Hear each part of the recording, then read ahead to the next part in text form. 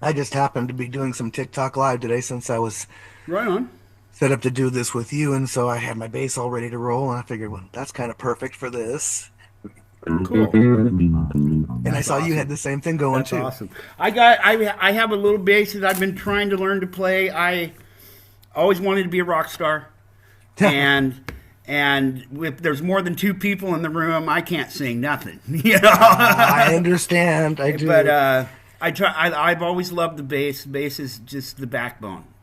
I think. I agree. It's one And of the interesting things about it is how it's directly related to a personality. People that right, do it best, I think, it's a certain personality type. right, It's definitely. not guitar players are a different Yeah, animal and drummers exactly, are a different exactly. Oh, animal. So, definitely, definitely. Yeah, this kid, Bo. Bo, Bo, Bo blows my mind. Oh yeah. I. This is how I do everything. I am a troller of Facebook. That's Uh-huh. what I do.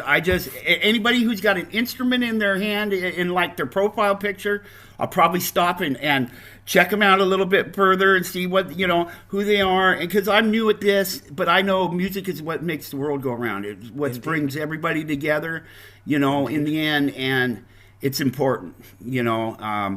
But I don't know what the hell I'm doing, at all.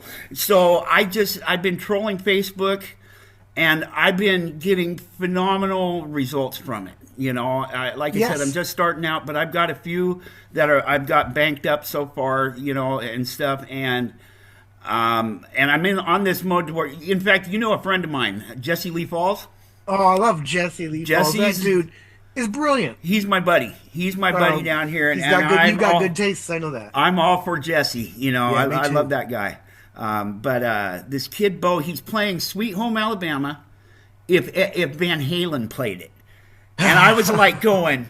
I was busy doing something else, but it caught my ear enough to stop. I like blinked my eye, and I thought Eddie was right there, playing. I went, holy shit! And I love this kid, and I'll help this kid out any way I can. I told him that you played with Paul Gilbert, and his eyes got huge, just huge. He goes, I said, do you want to come on? And he goes, I would love to if I can. So I figured I'd let him on. He's a I'm cool kid. all about that. He is such a cool kid. Awesome.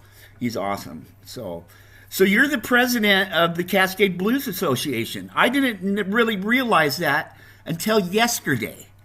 I'd been I, looking over your bio a little bit and stuff, and I don't know where I missed that, but I missed it, and so I appreciate you coming on. That's a big deal for sure. are we tracking right now? Are you going to edit this and we're Well, going? yeah, I'll edit it. Yeah, I just want to definitely. make sure. I want to know so I don't answer. Yeah, I live in a juxtaposition of two worlds, which is Right, really unusual and quite a blessing because the Paul right, Gilbert thing has nothing to do.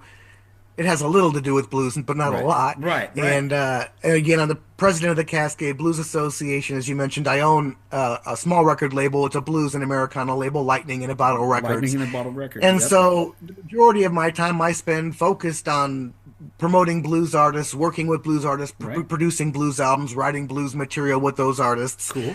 And then on another context, helping the general Pacific Northwest blues scene keep blues alive. Right. We Right. have some great partners in the Washington Blues Society, and Right on. there's a number of other blues societies in the region that I'm hoping to get deeper intertwined with so we can all work together because Right on. a bigger fist makes a bigger That's punch, right? right. That's for sure. So That's for that's a big sure. chunk of my life, and then I have this other huge blessing, which is the Paul Gilbert gig, which is like I That's said, awesome. almost That's so nothing to do awesome. with the blues. Um, and that with Paul, he's a multifaceted octopus doing Right. many things all the time, Right. a genius that can't hold still. Right. And so I'm lucky every 2 years or so I get a big chunk of time with him. This year it's going to be the tour. We leave in April, come back at the end of May, and then at the end of summer we'll be going to Europe for six Oh weeks, wow. and then in Thanksgiving over that period is South Korea and Japan. Wow. So I get a nice big chunk That's of pretty time with cool. Paul this year, and Paul radiates this intelligence, brilliance, Right. curiosity. I mean, when you're with him, he infuses it into you. Every time I spend time with him and come away from him, I kind of have this glow about me, Right. and I'm so motivated. And I see Right. the world through this Right. new eyes, and I get all these things done musically, and Anyway, so that's a real huge blessing to soak in That's his awesome. presence and the way it Definitely. is and who he is. That's just so. Last time was we did a couple clinics. We did the album last year, so I got a big chunk of time in the summer with him Right. last year with Doug Rappaport, who is was formerly Edgar Winter's Oh, guitarist. And okay. That's looking at the that's cool. comments on the singles for the new album that have been released, I think more people know Doug than Paul. It's like that's Dougie's famous, and what a great Yeah, player, that man. guy Edgar was That great. guy That's is great a music. machine. He sat down with Paul and just Paul showed him the line like twice, and he played it, or he built the harmony, Right. and then there's nothing he can't do. And Right what a on. wonderful man! So I'm looking for That's time cool. with him on the road. That's way And cool. then before that, we had the Christmas album in 21. And then prior to that was the original world tour I did with him in 19, which is when I first started working with him. Right on. Right on. So how did you come about with the bass? How did you come about playing? Just Playing playing. bass or Yeah, playing for Paul. just playing in general. I remember being able to play on the. I started piano lessons when I was 5, Okay. and my piano teacher didn't care for the fact that I preferred to use my ear over my eyes, and I Right. didn't care either way because I was just doing what I was told at the Right. time. Right. So at an early age, knew I had that good relative pitch discernment. Didn't have a name for it at the time. Right. When I was 12, I really started to care. All of a sudden, this gave me currency in a Sure. world that I felt like I really hadn't Right. had a lot of currency before, and I had gotten a guitar, my mom's guitar, and just spent endless time playing with everything I could find and Right listening to on. everything I could, along with the radio, hours on Right. hours, chasing things down and learning over time. And Sure. by the time I was 17, I think it was, all the bands I was working with never had a bass player. The common Right. story, you know. Right. And so I didn't care. The transition wasn't hard, so I was a multi instrumentalist for a while there, playing bass in some bands and guitar in other Right. bands. And I started working with some Christian rock bands in the Los Angeles area when I was about 17 that were much older than me. Right. So that gave me some good experience and some good professional stuff. So that's how I ended up with bass. I moved to cut out a big chunk of the documentary of my life. Right. I moved to the Pacific Northwest around 1991, and I was still a multi instrumentalist. I was playing guitar in a country band when I first moved here, and the bass player in that band said, "Have you heard of the Italian Chainsaw?" And I said, "I got no idea what you're talking about." And he says, "His name is Jim Meesey. I'll take you out to see him." And so we went out and we saw Jim Meesey. Were you familiar with Jim I've Meesey? heard the name. I've He was heard a the Portland name. legend. So he was the guitarist that played the guitar part on Secret Agent Man. Okay. So that's his like Okay. ancient history. Right. But he was also the guitarist, founding guitarist for the Paul DeLay band, and then he had his Okay. own band Okay. for I know decades. who they are. And at that point in my life, which I'd experienced a lot of guitarists, they took me out to see Jamisi, and he was at that time the best guitarist I'd ever seen, with a vocabulary so deep I could barely wrap my Right. head around it, and a Right. glass-like playing that was beyond comprehension. And he was one of the leading guitarists in my community, so I decided I wasn't going to play professional guitar anymore, and I just became a bass player at that point along. I said, you know what? I think I can be master of this. And so Right. that's how it became just bass. So Right that was on. around 91. And very seldom do I play guitar in public after that, although I do use it for composing and teaching. Sure. Sure. Right on. Right on. And you play a war moth? Is that what you play? I play Warmouth. I was lucky enough to talk them into giving me an endorsement That's cool. artist agreement this year. They were reluctant, and I really smoothed it on them. They're a nice bass. Oh, I've all seen 'em before. right. They're really nice. I tell you, this is Fred, and Uh-huh. Fred I had built for me in 1997. There's another Portland bassist, very famous and internationally well known, Ben Jones. Okay. And in 1997, I commissioned him to build me this, and Fred, his this is Fred. Floyd is the brother. Okay. Commissioned Ben Jones to build those two for me, and I still have them both. And Right on. Fred has been one of my primary instruments since it's his building. Right on. That's cool. Yeah, The longevity of that is just I love amazing the for one bass. instrument, and he's still one of a he's a one of a kind. I can't remember the term I use for it, but a heritage instrument, something I'm going to have forever. He's a Right. special one of a Exactly. kind. Exactly. And those warmists, I have Paul's behind me, and he's the most recent from 22, and he's another example of just one-off incredible instrument that I can't find a flaw with. Right. Right on. Right on. So what do you look for? What do you? I'm trying to think of the question because I know a little bit of the jargon and musical knowledge, which isn't much. I don't know a lot, but Sure. what do you We talk, look for? You play mostly a five string. I only play five Five string. string. Okay. I switched to five. Again, I think it was around 91 when I switched to bass away from guitar, and I just like continuity. I Right. like to not have to go back and forth, and I can't think of a reason why I should have to. So when I Right. decided to go Right. five, I went all five, Right on. and I not regretted that in any way. And I think focusing on five specifically helps me to have to realign my brain in any ways ever. And also, I think having two very consistent instruments with each other, my hands know these instruments without looking at them because they've spent most of my career with them. So that continuity with these two specific instruments and their similarities has a lot of value. Right. But what I look for, Hey, I there we play go. very light, almost unusually light. I'm a very dynamic player. I like to have a huge range of dynamic in my sound. And so I look for sensitivity in the instrument. I look for a very low action that I can run all the way up and down the neck with obviously the obvious things, zero dead spots and Right. things like that. Right. Right. Then beyond that, you get into personal tone and variables like that. Right on. Here we have Bo. This is Bo. Hi, Bo. Hey, nice to meet There you. you are. I hear good things about you. Bo's the Thank man. you. He's the And I love the future. color of your guitar, so we're off to a good start. Yeah. So this is Timmer Bo. He is the president of the Cascade Blues Association here in our area. He does a lot of stuff keeping it going and stuff like that. And he's been talking about his instrument, but he also whoops. Yeah, if it's for me, I'm not here. No, exactly. But he's been talking about. He talked about Paul a little bit, and I told him about you a lot bit. And A so, lot bit, and good so things too. you got anything you wanted to ask him or anything? Um, First I want to say it's an honor to talk to you. Um, if you're like Paul Gewertz, I'm a pretty big fan of Paul. Me too. But dude, if you're playing bass with Paul, you'd be pretty freaking good. Thank you very much. I appreciate that. So like, how many tours have you played with him? So I became in 2019 when he did Behold Electric Guitar. His bass player that recorded on the album dropped out, and Jimmy Bott, who's a pretty well-known blues drummer, Paul called him because Paul's a big blues fan, and asked for a blues bass player, blues rock bass player referral, and Jimmy referred me, and I went and passed the audition. So I did that tour in 2019. With Paul, he does a lot of other things. He's got Mr. Big. He has his own stuff that he goes and does all over the place. So after 2019, we did a clinic, I think a year later or two in Portland.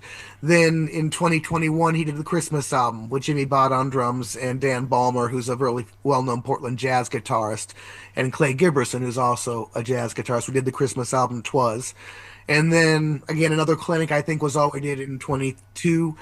And not a whole lot, just clinics here and there. And then in 25 last year, we did the album, the new one that's just now being released, the WROC album. So we spent about a month rehearsing it and writing it and arranging it. He did the writing, obviously.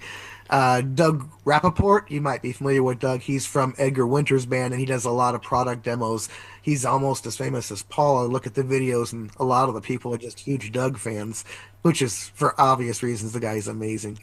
And then this year, we had a couple clinics. Last year, at December, the album we recorded in over the summer, and then this coming year we have the tour.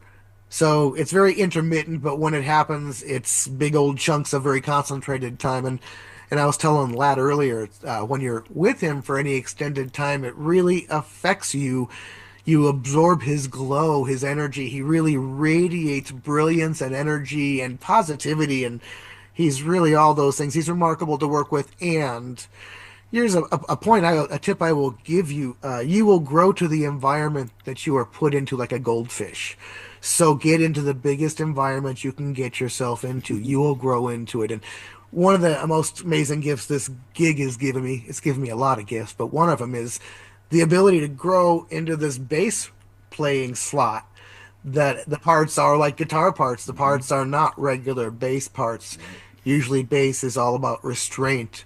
Right. And for this, it's like play as many notes as you can and try and Right. keep up. And that's a pretty big gift for a bass player to be allowed to do that Yeah, and to be definitely. encouraged to do that. And Exactly. actually had to break a lot of old habits to make this gig work. Right on. That's so cool because I listen to like what's his name? Jerry was a race. No, not yeah. Jerry was a race car driver. That guy who's Yeah. he Primus.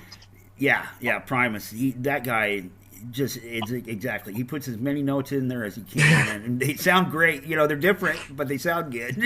Man, him and Paul have this thing in common, which is thinking out of the box. It's this remarkable ability to think out of the box.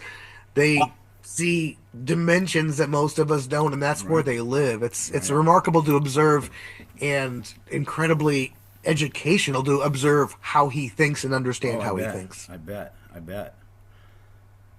What was I going to say? Go ahead. I'm sure Lat might have already asked you, but who are your biggest influences, like for bass and such? Biggest influences? Yeah. I can start with you guys don't have the echo I have, right? You got a good clear signal on my I voice. got a clear signal. Yeah. Excellent. That's all I care about. I'm gonna start. I can't hear it a little bit. You got the echo too? Yeah. Okay, as long as he doesn't, he's I the don't. broadcast guy, so I'm done with that. Sorry about that, That's Bo. all right. No, it's okay. Paul McCartney, first and foremost, in every sense, he writes the most melodic, perfect bass lines. I mean, let's define what bass is supposed to do in music. It's supposed to provide harmonic support, and it's supposed to help control the dynamics. And his processes of doing those things are brilliant over and over again. Like Jamerson, like Victor Little, he invented a whole new kind of bass playing, I tend to think. So that's McCartney goes really high on that list. Any one of those guys like Entwistle, or like I mentioned, Jamerson or Jocko or Victor Wooten, all those people are influences. Chris Squire, another very melodic bass player. You listen to them, so they end up being influences. All that classic rock was what I was steeped on. I can add another bunch of names that you won't know, and I won't name them. But in the Pacific Northwest, before I was working with Paul for most of my career, and when I'm not working with Paul, I work in blues. And one of the things that always amazes me how different the blues world is from the rock world. It's really literally two different planets I live on, working in that. But blues is so communal. Our musicians all know each other. We all work together. The Cascade Blues Association is a community hub.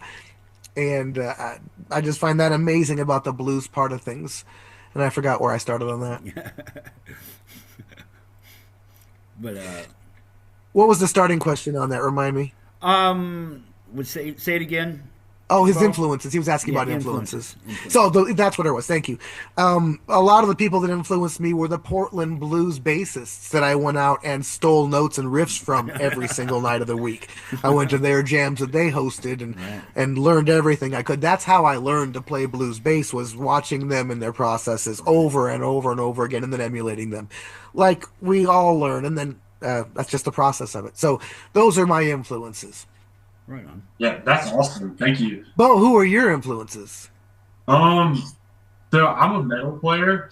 Yeah. So Dimebag Darrell, Flash, Jason Becker, Yeah.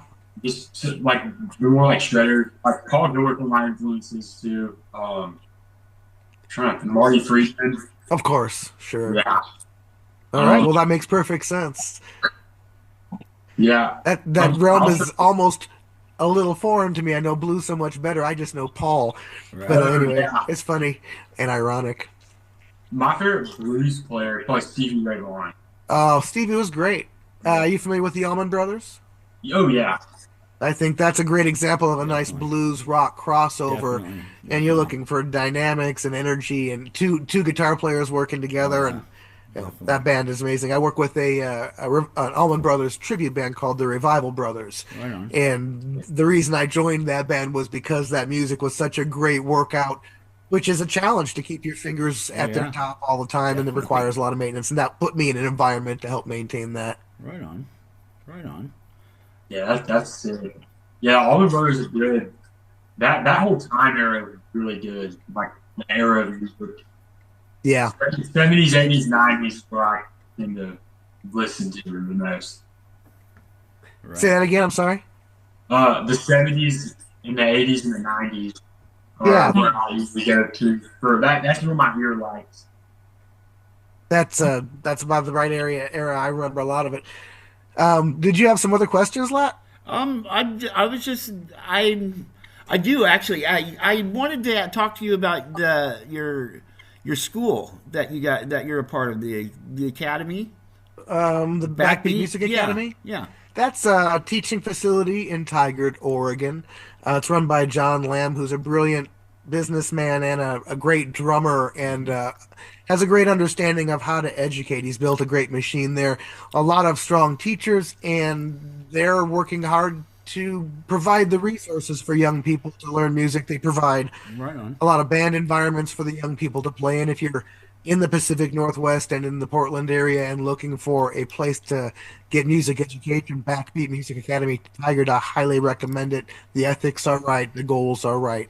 They're doing it for the right reasons, and I really appreciate being a part of their process. Right on. Right on. Yeah, because I was looking that over a little bit, and I liked that you guys are teaching behind the scenes stuff too. You know, the Absolutely. engineering, and that's really cool. You know, because I noticed like with Bo does his own stuff. I noticed. You know, and it's really cool that the kids are learning that stuff. You know. Absolutely. We talked briefly as the president of the Cascade Blues Mm-hmm. Association and as the owner of Lightning in a Bottle Records, a small blues and Americana label.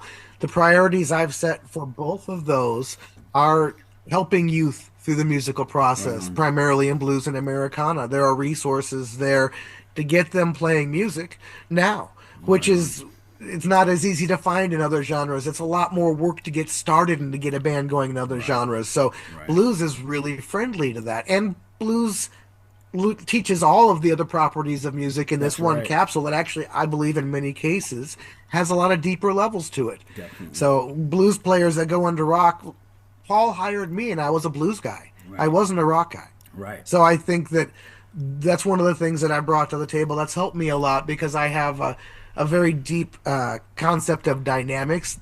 Then their significance to me is incredibly powerful. Right. That's where most of my power lies. Right on. And I think that that's a little more instilled in blues players because we have to keep 12 measures in a five-tone pentatonic scale and the same three chords interesting for 5 to 10 minutes. Right. That means we have to use some other tools. Right. So, boy, I feel like I just talked a whole lot.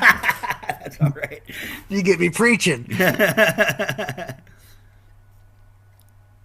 So Yeah, blues is great. go ahead, Bo. Um, yeah, blues. I like whenever I solo mainly. I tend to play like whenever I riff, I play like guitar riffs. Uh I huh. mainly play like metal. But whenever I solo, I'm very bluesy influence. That's excellent. Blues is a good define. Tension and release is what making music is all about, and I Oh, think blues uses that in multiple levels, demonstrates it really, really well, in some pretty solid, tangible, articulatable ways. Right on. Right on. I know it's kind of similar to jazz. In that sort of Agreed. way. Yeah. And Has a again, tension release. I like jazz. I like jazz. I teach when I teach. I teach out of a jazz starting point a lot of times. Theory. I think music theory is incredibly important to anyone that wants to be a musician, Oh yeah. especially if you want to pursue it as a professional. It's one of the most competitive fields in the world with fewer paying gigs than applicants, Right. right? Right. So you better prepare yourself to be the absolute best you can be. And I'm going to take a side trip here. I don't believe that we're in competition with each other. I believe we're in competition with ourselves. Yeah. If I don't get a gig, it's not because somebody was better than me. It's because I wasn't as good as I could have been or should have been. Right. So it's always about us being the best we ourselves we can be. Where did I go off? What was my point I lost there? Helping each other. I think Helping the each other is part community. community. That's Yeah. not where I was going, but I can't remember where it was. So it'll come back to me in Yeah, 10 seconds. exactly. Like I'm 10 getting that second way Tom. myself. but but yeah, Oh, theory. I was yeah, talking about theory. theory. Um, it's an incredibly valuable tool. That's why I use jazz for teaching because it demonstrates a lot of the tools required to understand theory. And when you understand theory, number one, when you're learning something somebody else has written, you're using the tools they used to write it. So you're all working with the same framework, and it's not as hard to figure things out. You're not guessing out of 12 notes, you're guessing out of seven. And even then, you're probably guessing out of fewer because if you know theory, you know why they made what choices they made. So that's part of the power in theory. It gives you a vocabulary to communicate with. Number one, to communicate to the people you're trying to communicate to, and number two, to hear the information coming in, put it in words, and again, take it off of just notes and put it into some other tangible, articulable language that we can use. And having that vocabulary is invaluable for being efficient, Right. for playing and getting things done right. And musicians that speak like that appreciate musicians that speak like that, Right. right? Yeah. Because one of the whole goals of the process is to remove barriers. So when you remove language barriers, that's a huge one right It's a there. huge one. And when you can speak the language, you've empowered yourself to not fail. Right. Right. That's good. Definitely. You just got back from a trip, I Yes, I believe. just got back from Memphis, Tennessee. We just got back Sunday. Today's Wednesday. Yesterday was Wednesday. teaching. Monday was recovery. Um, the Blues Foundation is based in Memphis, Tennessee, and every year they have the International Blues Challenge in January. It's every blues society from around the world has their own competition to choose the best band, solo duo, and youth to represent them at the International Blues Challenge. So that happens all over the world. The Cascade Blues Association, we have our competition, and that's we call our competition the Journey to Memphis. And so after all those are chosen, they all go to Memphis for that week in January, last week, and they compete in a scored, judged competition. And it was a smaller number this year. Blues is still recovering from the 219 lockdown, but it is recovering. Right on. And that environment is very, it's like Blues Disneyland. Everyone there for one goal on Memphis and this Right. place of history. Right on. So they all compete after two rounds. Half of the bands advance, and after that next round, the finals happen and the winners are chosen. The Blues Foundation is kind of like the equivalent of the Vatican for all of the little blues societies Right. around the world. I see. Right So on. that's where I was. I was judging. I really like to participate on my instrument when I go to these things. It's where my currency Right. is. It's where my comfort is. And so I was able to land a couple of showcases with some national blues artists, Allison Joy Williams, Right on. Jill Deneen. I usually play there with John Del Toro Richardson, who's an International Blues Challenge winner from many years ago. And then some other things that I can't remember. A lot happened that week. And then I also do the judging and support my band, who this year was the Nikki Jones band, and the duo was Lilla, and our youth band representatives were Sleeper Wave. So they were all there competing, and while I'm there, my role is to also support them and guide them and be there for them. And so it was a exhausting but fulfilling and I rewarding bet. I experience. bet. I bet that'd be cool. Definitely. Definitely. How did the people do? How did they do? Our the youth bands are only judged; they don't actually compete and go past that.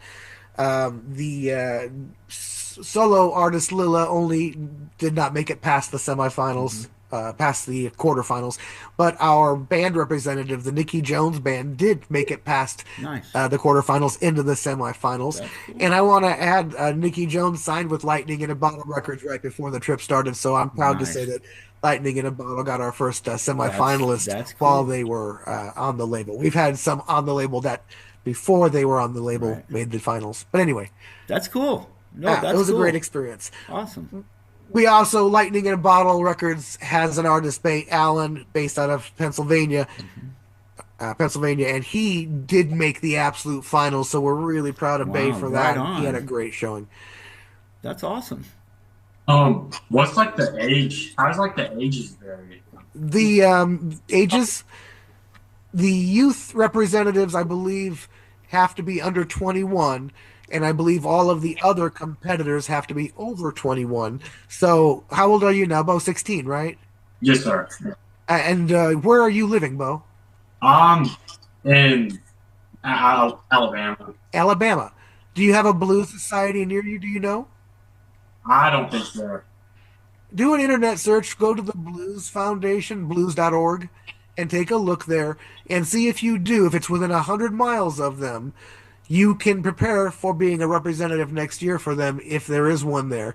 If there's not, talk to me and let's see what we can do about that. There's an artist out of South Carolina that has a similar problem with no blues society, and I've been trying to work to get him there. So I'd love to have another person on my list if you're interested in being a part of that process. And as That's I've awesome. said, one of the great things I love about blues that I don't find to be quite as consistent with other music styles is our community. If you want to play, if you want to meet with people, blues is going to be one of the best places for you to That's do that for at sure. your age because we want you. Yeah. We're Right on. recruiting. Right We're on. giving bonuses to so to speak. Right on. See, that's what I like. I wish I could play. I wish I could have been all, but I'm finding my niche. At least I'm finding people that I could push forward.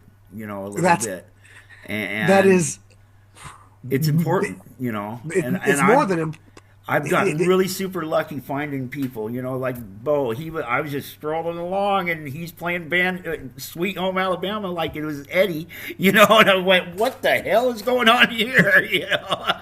that is And awesome. And it is, having your brand be about promoting other people is a beautiful thing. it is, it I mean, is. Yeah. how do you fail by that when it's not about yourself but Right, someone else? right. That's a whole You branding about giving. this was a big deal for me today. When I talked to you, and then I go, wait a minute, and I let Bo know last night. I wrote him at 3 a.m. I go, hey, you want to come on the show tomorrow? I know it's creepy being 3 o'clock in the morning, but Oh, but musicians still are up at night. So I was up then. but I don't know. This kid's pretty good, and I know if I didn't help him with whatever I can help him with, I'd feel horrible. I'm apologize. I have to pause you for 1 second. That's I have all right. another podcaster on his way, You're cool. and I want to let him know because he wants a message, and I just have to can't talk now. Yeah. Well, All thank right. you so much. Anytime, Bo. You're more than welcome on the show anytime you want. So I appreciate you. Yeah, I Definitely. appreciate having you here too. We appreciate it too. Definitely. Watch what magnesium does to Stop your that. bowels. Let's not watch what magnesium does to our bowels. We don't want to know. That's for another rock show. That's exactly. That's a different category altogether. Right on. Well, I appreciate you coming on, Timmer. I'm glad we got it worked out. And I want to do it again anytime you Definitely, want. definitely, I appreciate that. Bo, do you do social media? Yes, sir. I will go check it out. Make sure you send me a friend request on Facebook. That's where I do most of mine, okay? And we'll talk some more. And I'll be coming through, check my page. The tour's April through May. And I'm pretty sure we're in Alabama at some point or some point close. So let's meet up and let's get you to that show if I can, Hell okay? yeah. Awesome. Yes, Right sir. on. That'd be very cool. Yeah, it was Very awesome meeting you. All right. That's Lat, be Thank safe. you, I'll sir. talk to you I again appreciate soon. it. We'll talk soon. Thank you. All right. Have a great night. Thanks, Bo. Thanks, Bo. Absolutely. I'll talk to you guys Thank you all. soon. You will. All right. Have a good day. Thanks, Bo. Yep.